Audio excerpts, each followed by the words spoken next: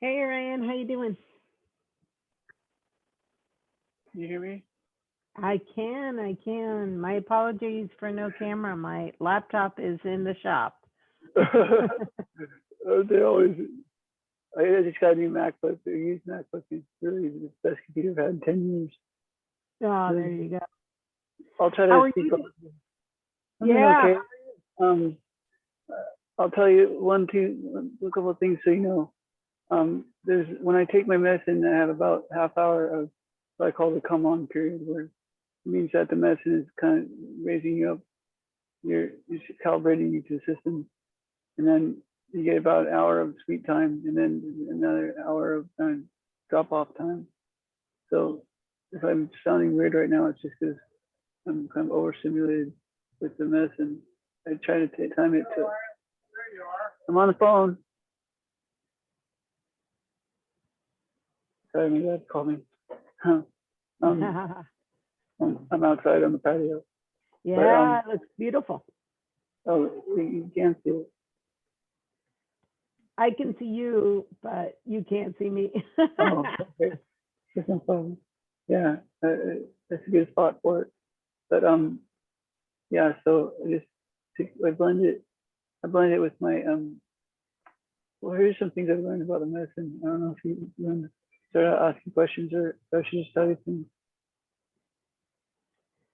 So how are you doing? How is it going? I'm maintaining. I feel like I'm getting stronger mentally dealing with Hmm. it, and I figured out quite a few things that I'm writing my documents every day. Try to Hmm. write as I can, and painting a picture as well to kind of just keep That's my mind in awesome. another direction. And I try to sit Right. outside, be outside most of the day, just in the sun, you know, try not to be inside too much until nighttime because Yeah. feel like it's not only is it good for you, dopamine too, but Yeah. I think there's mold in the house, which is prevalent in every coastal house. But they say that you should just if you go in at night, your body can deal with it, but that if you stay in that house all day, it'll start to affect you. But that's beside the point. Um, Yeah. Yeah. Well, you look much better. You no, look thank you. significantly better. Yeah, Um, my diet's been key. I've figured out hmm. the first thing I learned to say that's the most important is that my my vagus nerve, my my receptors in my stomach.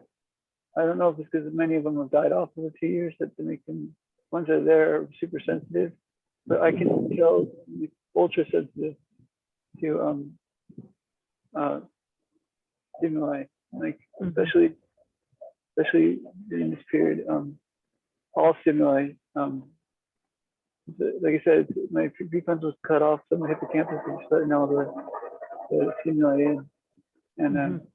it's almost like being partially autistic.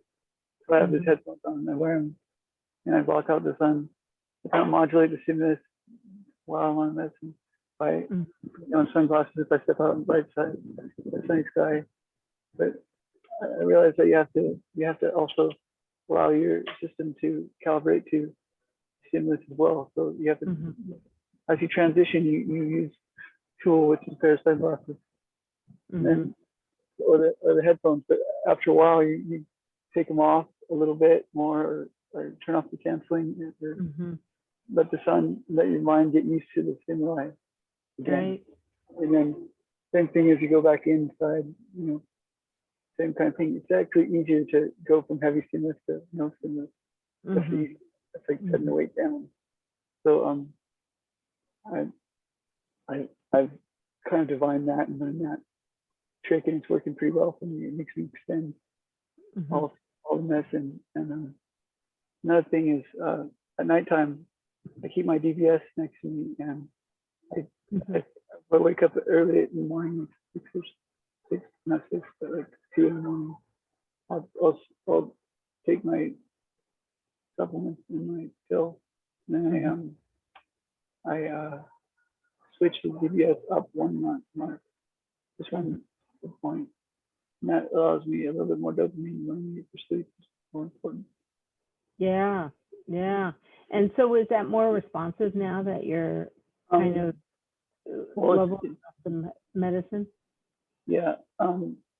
Well, what the medicine does in cells, I think it speeds up the mitochondrial function in the cells.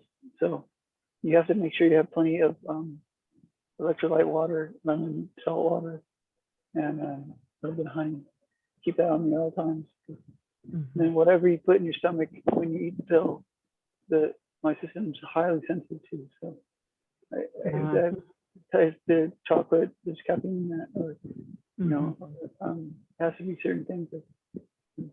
My general go-to shake is a smoothie with psyllium husk and some lion's mane mushroom powder, which is supposed to be pretty good for you, and a couple other things. So are you pretty much just on the Cinemet and using the Cinemet as needed? Yeah, good. And what dose level are you at? Well, it's kind of variable. I guess I'm right now at a titrating dose of initiating titrating dose of maybe 600 tab pills a day, which is not too much. I've come down on quite a bit. I'm off all of the medicines. That's awesome. Yeah. And that's fantastic. What's that? That's fantastic. That must have been hard though, huh? Yeah, it was very difficult. I can't tell you. And the Rytary was evil medicine. Yeah. I'll tell you, I've learned so much since, I can show you that this is Mary. It sounds outlandish, but it's a double-edged sword. Yeah, it is. God uses your weakness to heal you. And I went in moments of this high lucidity. I mean, it's almost like I can get pretty wild with what I was going to say, but I'll keep it more normal. But it's almost like precognition on a level. I think it's because at any one point my brain is being permutations of instances that can happen at any one point, and it's remembering. Normally people do that and they forget it, and then 1 out of 100. And if that happens, then they go, "Oh, that's cool. I had a coincidence, or I had a little bit of deja vu." Well, if you remember 199 out of 100, then the probability of that event happening is almost certain. Yeah. Then, like you have precognition, which that's just between you and me. Please don't run with that. But in essence, I've used it to my advantage. I try to think of positive outcomes more than negative outcomes. I'm praying a lot, which means that you're setting your mind and you're focused on good things. And I'll tell you a story. The other day, it was incredible. I was I can swim because it activates my hippocampus. Right now, and I can swim just fine. And we went down to the beach nearby, and it was too big. The lifeguard said, "You can't go in, it's too big." I said, "Okay, no problem." I'm a lifeguard, I've done it for 20 years. And so we went to Doheny Beach, and there's a jetty that's where all the kids swim there. And there's a little kind of outflow channel that occurs because the water, the way the channel works, it pushes against the jetty and it leaves a little conveyor belt of water that goes straight out. And I ran down there. I ran down because I can run again, muscle memory. And then I hit the water. I just knew, like, I can't tell you, Mary. I knew, like, as if somebody put me there on purpose. I looked out the water. I see a 6-year-old kid. Sorry. It's emotional. And I just started swimming for him. I knew there was going to be lifeguard. I knew there was a and the 6-year-old kid was floating out the sea on a speedboat. It was a strong current. It was a big wave this week. And I swam out and got him and brought him back. So what was happening with this kid? He was getting pulled out? Getting pulled out. And the lifeguards, I swear, I'd say probably 100 people just right in front of lifeguards. And it's just one spot as a lifeguard you should look at right next to Jetty where the 6-year-olds go. This kid pulled out a strong rip. There was nobody around for a football field, and I went and got him and grabbed him. Wow. Wow, that's pretty incredible. Well, what I know now is that, like, in the same way, on a base level, my body can react to things because of reaction, right? Well, on a cognitive level, if somebody calls my name, I can turn because I'm reacting to them. I can't. It's harder for me to move out of my own intention. But if I have somebody else that I think of that needs my help, or somebody else that needs my help, I can make that bridge then of doing something not for myself but for somebody else. Then it happens easier. So I'm building pathways around this idea of the ego of the self, and if I see myself putting my shoes not for me but for my daughter or something. So I get emotional when the medicine comes on. I get a little emotional. That's how I know it's different. Yes, I understand completely. That's kind of cool. It's kind of like a different pathway of doing. Yeah, it's this. Oh, I've been microdosing the iboga root from a practitioner. Did I tell you that? You were mentioning that. Tell me about it. Yeah. So there's this practitioner. He'll say I'm call himself doctor, but he's obviously not allowed to practice that in the United States. But it's pure iboga root from Africa, West Africa, and he actually healed a friend of mine that I met in Mexico in clinic. I was there last year, and I talked to my friend. He sat across the room from me. He was actually getting treatment for. He had been put on one of those pain medicines. Oh, OxyContin. Yeah, that kind of stuff. And he going through his deal with all this. Turns out he had one too. And he went down to Costa Rica, met this guy, and apparently this root has 12 other alkalis in it besides ibogaine. And the first guy to take it was a drug addict, and he took it one time mass dose, and apparently it's like a 30-hour thing with somebody, and that's how people normally do it. And the practitioner sits there with them for 30 hours and leads them through this journey, and they come back and know all their normalization of addictions and stuff are completely reset. Apparently, I would say what it does is it normalizes your system. So I'm microdosing a very small microdose. I can't say that I recognize it. I do feel that plasticity happening, but you do feel it. I feel I can sense the plasticity. I can sense my normalization changing. So when I take it, I generally get up in the morning. I make sure that I'm off all the Rytars. So generally, I'm kind of in a slow state. Not Rytars, but cinnamon. And I come outside. I take my sunglasses off, my hearing buds off, all this stuff. Then I take the medicine, sit for about an hour and a half, just kind of letting this sound and so that I normalize at a base level. That's going to be normal function. I don't want to go inside and watch TV because that's normalizing to a situation I don't want to be in. Right. And in my room, quiet. My room has to be as much as I can take. Then normalization will be high. So I feel like it's doing it. I feel like it's subtle and slow, but it's working. I know it's hard to measure, but I can tell you, my hippocampus or amygdala or whatever, it's sucking in the stimulus, or I shouldn't say that, but the liminal gates are open, and I'm so sensitive to medicines and sounds and content within sound, whether it's happy music or sad music.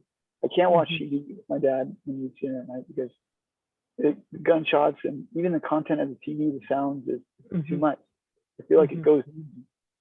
Another thing I learned is that my DBS is really it's a strange thing, and they don't say much about it. But DBS is, Elon Musk is making a Neuralink stimulator, which is essentially DBS with a positional recorder on it.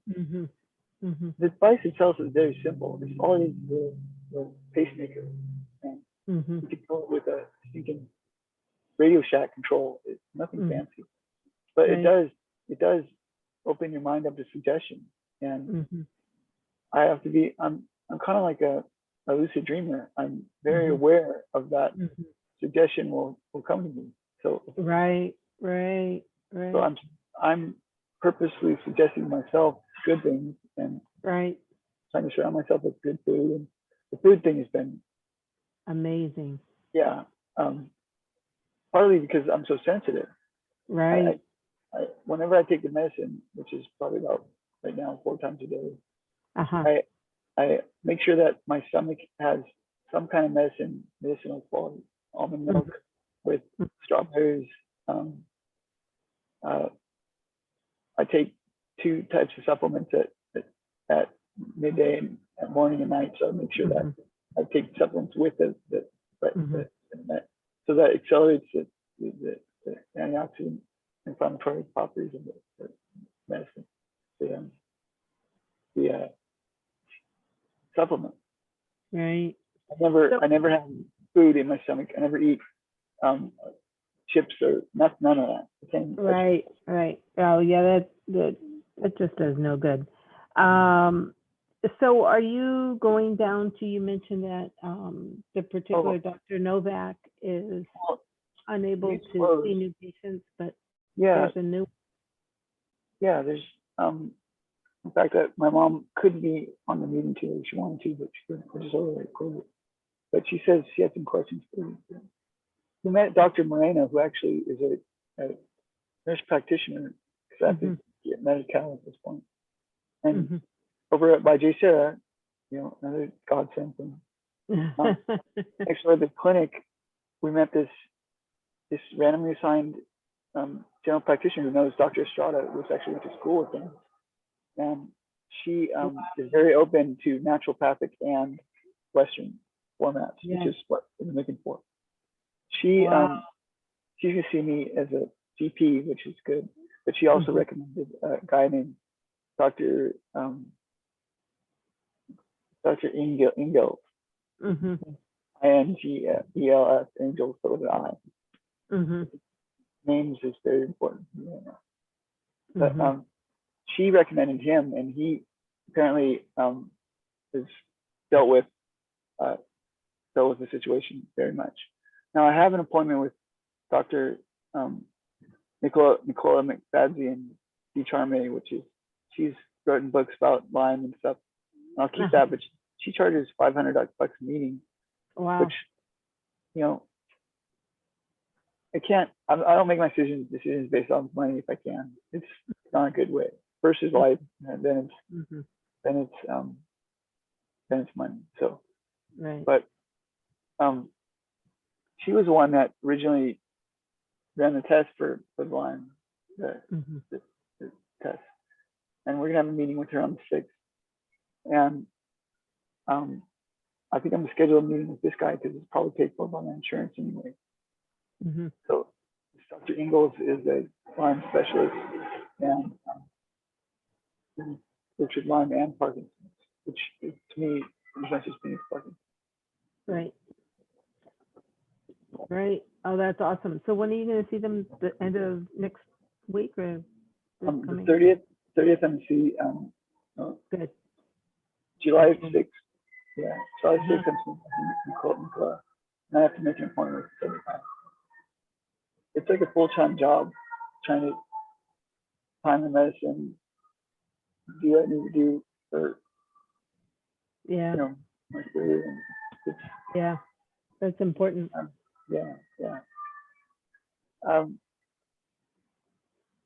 was I going to say?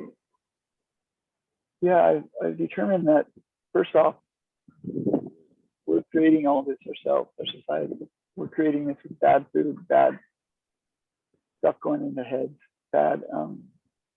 Our brains are so big already, and there's very little room for any kind of expansion or inflammation to happen. And if any kind of, by the course of living, if anyone gets in a car accident or plays the ball too much, or comes in contact with a virus or something, right, they can take a hit, but their brain is left a little bit sensitive to things. And that's when the suggestibility of our society in our food can cause a person to be more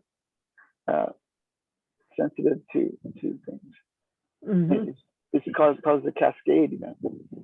And I think a lot of mental illness, most of it, also physical problems, people's stomach issues, back issues. A lot of it's really the susceptibility to inflammation from food and diet and thought. And I think the thing is when you don't know that your brain's like you're not conscious of the fact that you're processing more stimulus. And if you don't know that, then you can't limit for it. You can't put on the headphones. You're not able to see to put the sunglasses on or remove yourself from that loud environment. And it gets you mad, you get angry, you start to react because it's fight or flight response. So you get mad at each other, start yelling at each other, they pull out shotguns on the freeway. They don't know, they're not aware of the fact that their inflammatory response is causing them to suck in more stimulus. And then they go home and watch TV and eat crap, bad foods, and all the time. I know I'm super sensitive, that's all. I can feel it now, but but I agree with you. I agree 100%. And I think that we minimize the effect of food, and we minimize the effect of, let's say, lack of sleep and all these things, because there's a lot of resilience. But the minute that that goes, or we're not even aware of how much our body's fighting to keep us in balance. So I agree with you. Yeah, and it's scary because I think you take an aggregate census of the the population's emotional state, it's getting us into major troubles. I mean, people are joining crazy groups called QAnon to kill the president and do all these, to get politically weird in groups and mass hysteria and cause. Yeah, I agree with you 100%. Bigger picture. Is there any advice you could recommend to me? I'm typing this all up and sharing it with people. I wanted to let you know that I didn't name you in my article. Or there's only a few people I sent the video to, and I told them my close family don't send this to me, but I don't want you to get in trouble or anything. Well, I don't know. I don't know who's not that paranoid, but right. If you like me on screen, I don't want to jeopardize that. Yep. I hear you. No, I think I'm really happy to see that. All of the external drugs. I think that all of the other stuff is just cross purposes, and you need to. I'm really excited that next week you're going to go see these Lyme people, and I can't wait. And I think that you're doing everything really well to prepare for them. You're getting your body in a state. You're kind of detoxing, and I think that is going to be a critical element to the whole process. It's a process, but you're on that. I feel that you're on a path that it's going to improve. And as you say, it's micro improvement, but it's still in the right direction. It's kind of like a juggling trick to decide what scenario that you have to prepare for, what it calls for. So even if I know I'm going to go outside, I take my sunglasses and my headphones full. Sometimes you can't. Each tool has an upside and downside. If I wear glasses long, it pinches off my temple, it gives me a headache. So I know to take the glasses off at a certain point. or if I just wear the headphones all day, it's not good for your ears and stuff. So and I'll take it off and kind of cycle through these peaks and valleys. Essentially set up as a calculus of little humps that bring myself down off the unfair response from medicine. And there's days that I've made a poor choice and decided that I was going to just try to get through the whole day without medicine. I can't do that. No. But I do believe that the Lyme protocol, hopefully will start to rid everything, and eventually, and if you still need a little bit, you need a little bit. It's just the crazy amounts that they were putting you on. It's nuts. It's just nuts. I can't tell you. I knew when I went to this doctor, Mary, that I knew that she took stuff. I could tell by her mannerisms and when she talked and when she looked. And I know that seems silly, but you're talking about somebody like almost extrasensory perception. Yeah. Damn, this lady, she has a large mixes and her eyes are wide open. She scribbles notes and throws them in there. She talks the way she talks. And she says that. Dr. Kano, the one that put me on it, she takes it. I know she does. You could feel it, huh? Yeah. I could see it night as day. And this is back last year. I was in a wheelchair, just almost corpse. And first off, she waits 2 weeks to get me in to see her. After I pretty much OD off this stuff, that she's giving me boxes of samples, no coaching, no guidance, nothing. And I get there with my mother-in-law, my father-in-law. This is just to get right off to get my insurance. I had to go through this kind of like gauntlet of insurance. That's a whole other thing. But so to get a referral to a different doctor, that one that's not as bad but not as good. She looks at me. She takes 2 of the horse pills. I've been taking 4 of them and been off 2 weeks. And she shoves it in my mouth and says, "Oh, just take some more pills." Now very well. Oh my God. Take a drug addict, you take them off for 2 weeks, cold turkeys, and then put you kill them. You kill them. I kept them in my mouth and my tongue. I spit them out in the bathroom. Yeah. I knew that. Oh my God. She killed me.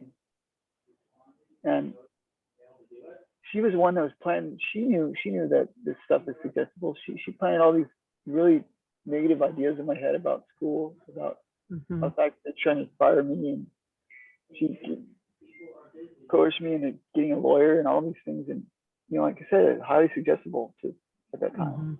I just had a brain implant put in. I on this medicine, and she's going, "Yeah, they're out to get you. They want to get your job. Go get this lawyer." And I didn't know what's going on. I didn't even know his. I don't know. It was a really weird time. Yeah, I can imagine. Oh, well, it's so hard because there's so many things happening at once, and you kind of don't have that North Star.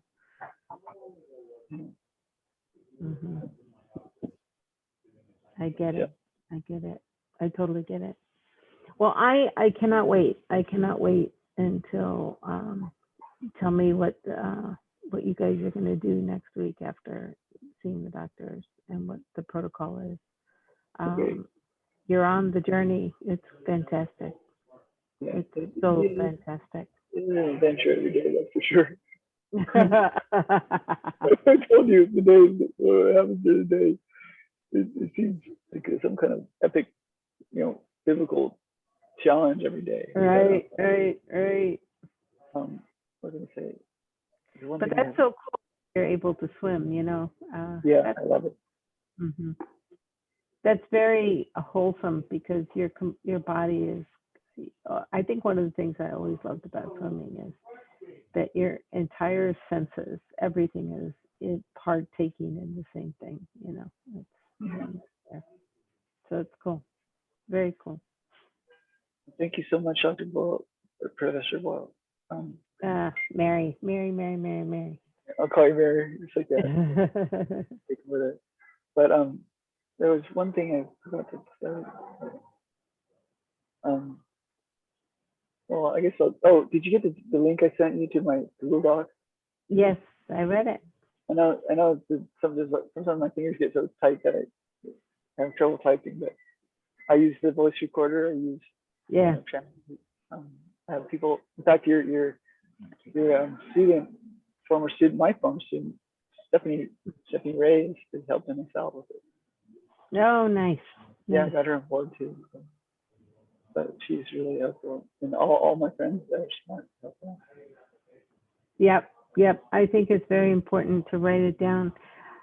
It does a couple of things. One, it not only validates your experience, but organizes it. And it also stops you from twirling with it. It lets it go. Yeah. And definitely. I think it's very important. I'm very happy to see that you're doing that. You just need to continue, because the more that you write, the less you have to hold on to try to remember. Yeah. And I think I'm doing it to help other people. There's somebody else there that's 1 year behind me in this struggle. And, it's a horrible place to be. And if I can get this out, and I know people, I know PBS, what's it called? An NPR staff writer. I could have in a second publish it too. I could that film documentary makers, and not for the glory of the story, but you can put me anonymous. I just want people to know that stop taking these antidepressants. Stop. Yep. There's other ways to do it. Yep. Way more healthy. Yep. You're on the right track, and I'm so happy. Thank you so much. much. You are so much better. You're so much better now. Yeah, I feel a lot more lucid. I'm super excited. I look forward. Let's catch up after you visit with those doctors after the 6th. You have your second appointment. And I really very much look forward to catching up on that. Thank you for setting up the Zoom. Oh, I like setting up fun. I'll have my laptop back. And that can be real Zoom. I have this idea. Maybe someday I'll go back and get my cognitive science degree. Yeah, there you go. You should. Be a grad student. Yep. I think that would be great. You know, there's nothing like knowing stuff from the inside out, right? Yeah. I'm learning so much. It's funny. That is very good. All right, my friend, I'm going to run. I really appreciate catching up with you. Thank you so much. And your garden is beautiful. Oh, it's my garden, yeah. Thank you. Yeah, it's idyllic. And of course, you have beautiful Mary back there protecting you. Yeah. All right, baby. A little baby called me. A little baby called. Oh, very cool. I'll say hi. Yeah. Thanks so much. All right. Bye-bye, sweetie. Tell the boys I said hi. Excuse me? Tell the boys I said hi. I will. Definitely. I will. JP is at Huntington Beach. He comes back tomorrow. He's training to be the state lifeguard for the summer. Oh, wow. That's great. So it's good for him. I know a couple guys up there if you need help. Oh, that'll be good. That'll be good. That's great. It's great. Yeah, he loves you, by the way. Every time I tell you that I get a chance to hang out with you, they're really jealous. So We'll go beach one day. Both of them are that way. AJ is also here for the summer, and he also works at the beach. So they're both water boys, which is a good thing, right? You know, time wasted at the beach is time not wasted. Yeah, that's right. That's kind of like interacting with power in a very natural way. The top 10 feet of the ocean is the purest form of oxygen on planet Earth. What was that? The top 10 feet of layer of the ocean is the purest form of oxygen on planet Earth. Is that right? Wow. Yeah, I guess that makes sense. Maybe that's why it's so therapeutic. Yeah, definitely. Wow, that's cool. All right, my friend. Great. Love you tons. Stay Thanks. well, Bye. and I will. I'll see you in a bit. Thanks so much. Okay. You're welcome. Take care, my friend. Bye-bye.